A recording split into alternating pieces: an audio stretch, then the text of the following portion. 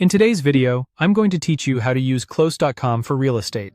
Close CRM can work extremely well for real estate agencies, brokers, and individual agents because it keeps your leads, conversations, appointments, offers, and follow-ups in one organized place. The key is to set it up around the real estate journey, instead of using a generic sales process. Start by logging into your Close account.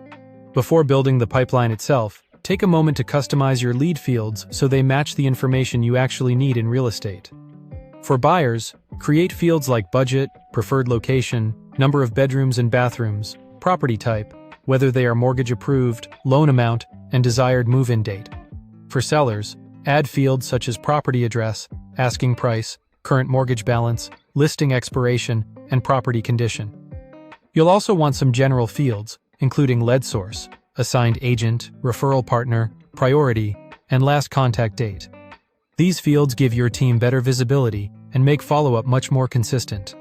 Once that's done, go to Settings and open the Customization section. From there, click on Statuses and Pipelines.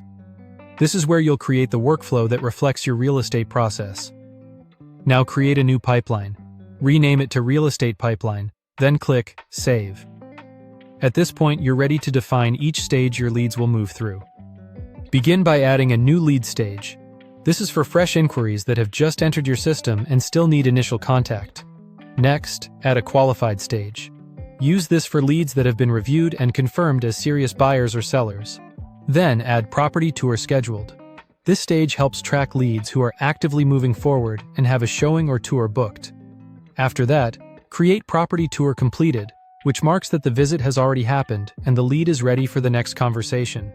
Next, add Offer Submitted.